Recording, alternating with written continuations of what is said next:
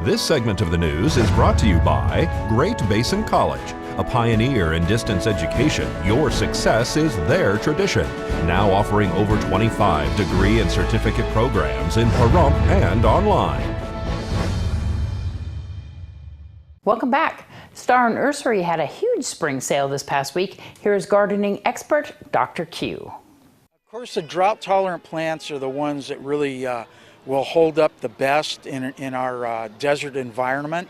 But there are a lot of traditional broadleaf plants that will survive here as long as you use the right soil conditions, mix plenty of soil amendments with our soil because it's not very good here.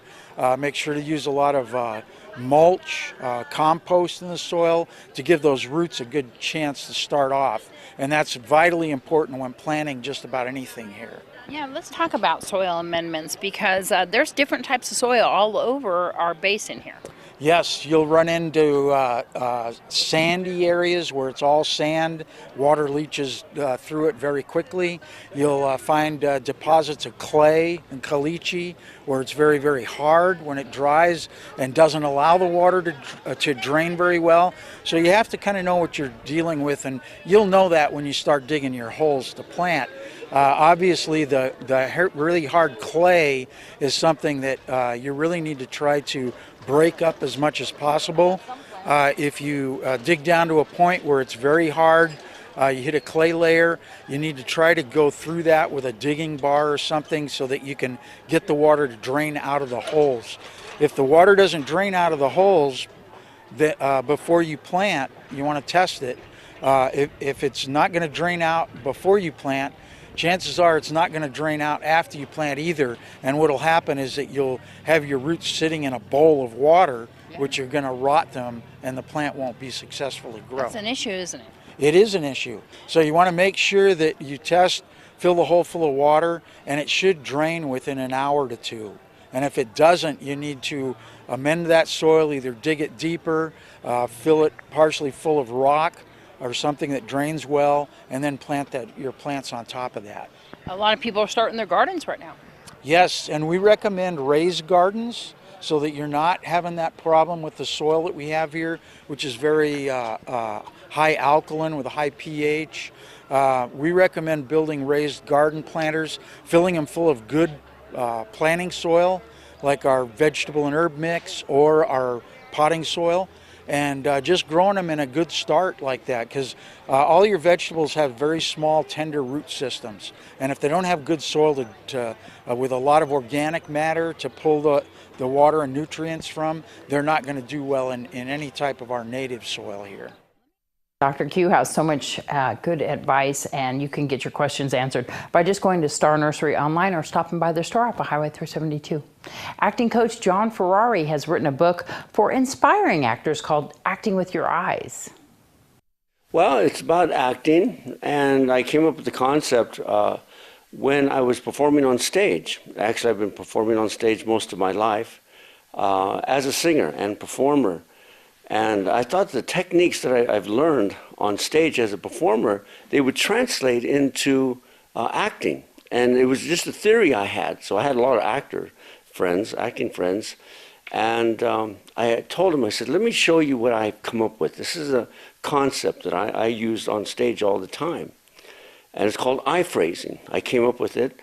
And actors have been using this for years, if you go back to the old movies in the 30s and the 40s and the 50s, but they never gave it a name, and they never gave each eye phrase a particular name. Like, I'm looking at you, and I'm going to break to the left momentarily like this, and then come back.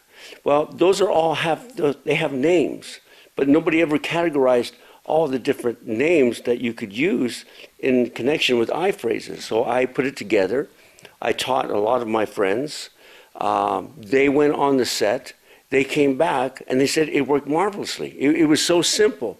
Because in acting, they always tell you, like, do less, because less is more.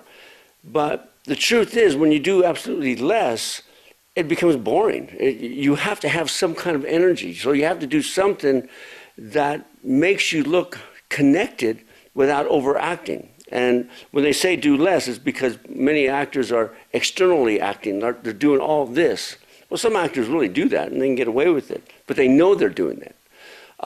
The problem is when you don't know you're doing it and you're overacting. They want you to do less. And the whole idea, the acting has to come from inside of you. You have to internalize it.